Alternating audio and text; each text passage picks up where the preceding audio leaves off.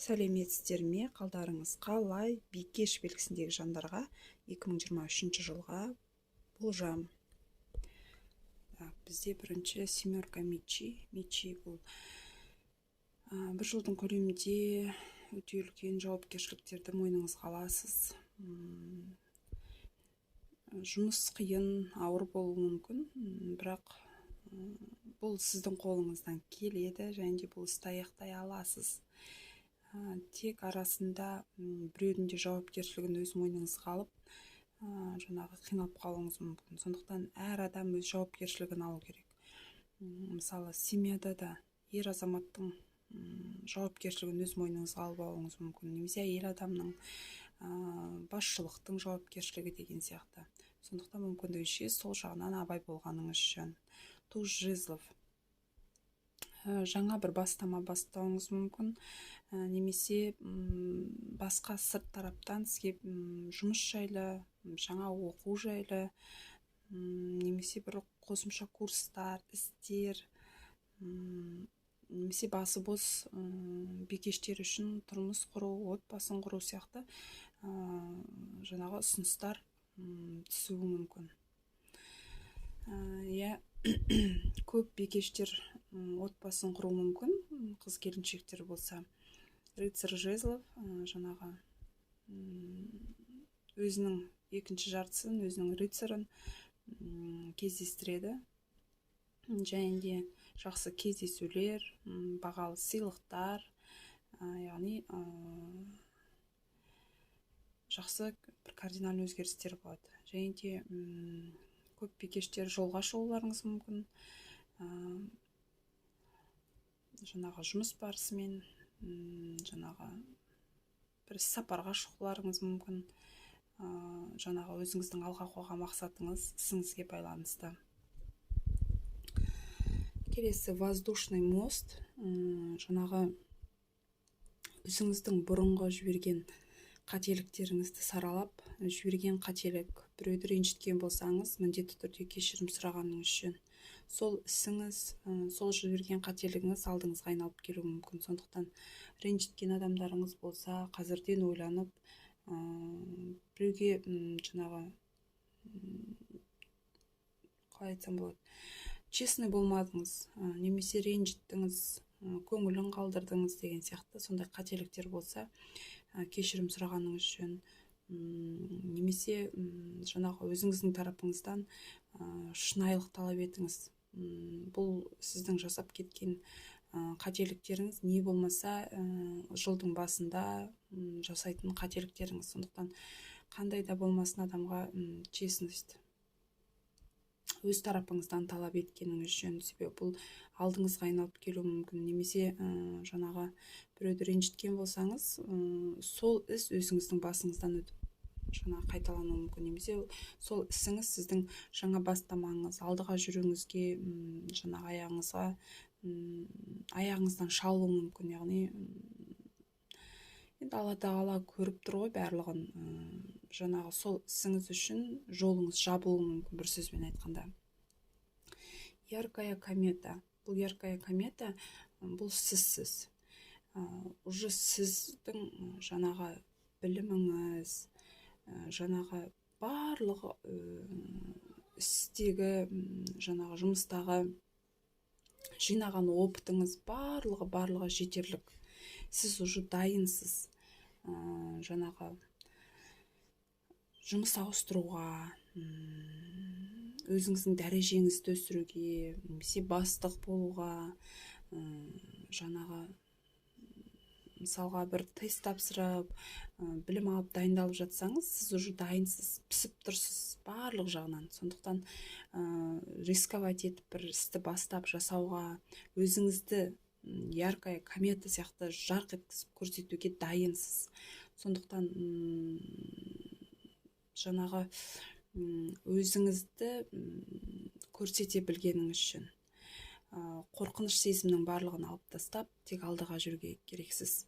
Сізде жаңағы жолыңызда прям барлығы жақсы болып тұрды. Тек өзіңіздің ішкі қорқыныштарыңыз, ішкі жаңағы сезімдеріңіз тоқтатып қою мүмкін. Близкий берег. близкий берег. Көп жағдайда жаңағы қиындықтың жаңағы болып жатқан, мысалы жаңа іс бастағанда, жаңа жұмыс жасаған кезде енді адамның өмірінде кішігірім қиындықтар, жаңағы алдыңыздан бөгейтін көп нәрселер болуы мүмкін. Сол жолда тоқтап қалмағаныңыз үшін алдыға қарай кішірек қадамдар болса да жасап жылжи бергендеріңіз дұрыс. Және де жаңа өмір бастау үшін, бір жаңа өзгерістер алып келу үшін өзіңіздің бір прошлойыңыздағы бір істі нақты аяқтап барып қадам жасау керек. Немесе бір адаммен, бір іспен қоштасып барып жаңа бір өзгерістер енеді өміріңізге. Яғни бұрынғымен қоштасасыз, жаңа нәрсені еленесіз, бір сөзбен айтқанда. Ол бір ескі достар болуы мүмкін, араласпай кететін. Немесе жаңағы переезд, көшу сияқты болып туған туыстан алыстауыңыз мүмкін. Немесе екінші жартыңызбен отношенияның суықтығы, семейныйлар үшін. Не болмаса өзіңіздің бизнесіңіз, өзіңіздің ісіңіз, немесе жұмыстан шығып жұмыс ауыстыруыңыз мүмкін. Сонда ғана сізде кардинальный өзгерістер, жаңағы барлығы жақсарады. Бір істен қоштасып барып, жаңа бір бастамалар, жаңа іспен айналыса бастайсыз. Келесі бізде подарок, любовь. Бұл букет. Жаңағы нәзік жандылар үшін өте жақсы карта. Внимание, бағалы сыйлықтар, жаңағы екінші жартыңыздан внимание, махаббатқа толы жақсы уақыт болады. Және де тұрмыс құрмаған бикештер үшін отбасын құру сияқты кардинальный бір өзгерістер орын алатын болады. Келесі успех в делах. Переезд, көшіп басқа қалаға кетесіз, басқа жерге көшесіз, не болмаса жаңағы отбасын құрып басқа біреудің үйіне барып тұрасыз деген сияқты қыз келіншектер үшін. Немесе жұмыс ауыстыру, жол жүру, және де крупный покупка, үй, машина сияқты бір крупный покупкалар жасайсыз. Және де бастаған ісіңізді жаңағы жақсы өзгерістер болсын десеңіз, тек алдыға жүру керек, жаңағы тоқтамау керек, бір сөзбен айтқанда. Крест, келесі карта испытания, страдания деп тұр, енді картаның атында. Жаңағы әртүрлі қиындықтар жолыңызда кездесуі мүмкін, сондықтан жаңағы қатты қиналып жатыр екем деп жарты жолдан тастап кетуге болмайды. Жаңағы не ол істі соңына дейін жеткізіп аяқтау керек, не болмаса сол іске крест қойып сол жерден жабу керексіз. Бірақ сізге ол іс керек па, нақты шешім қабылдап алғаныңыз үшін. Және де отбасылы бикештер үшін жаңағы отношенияда біраз қиындықтар, обида, реніштер болуы мүмкін. Сондықтан мәселені ушықтырмай, жаңағы ұрыс керіске дейін жеткізбей, ақылмен шешуге кеңес беремін.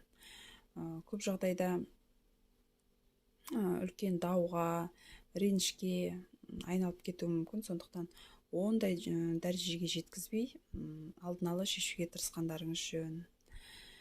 Отбасын құру, переезд, ұзақ жол түсіп тұр, жаңа бастама, немесе жұмыс ауыстыру, жаңағы бір істі аяқтап, екінші істі бастау, немесе бір адамдарды өміріңізден алып тастап жолдан, жаңа таныстық, жаңа орта деген сияқты бір өзгерістер. Я думаю, басқа жерге көшу, басқа қалаға немесе жұмыс ауыстыру, бұрынғы таныстармен отношенияны үзіп, жаңа таныстармен, жаңа ортамен болатын өзгерістер. Бикештер, осымен прогноздарыңыз аяқталды. Сіздерге жаңа жыл тек сәттілік, табыс алып келуіне тілектеспін. Сау болыңыздар.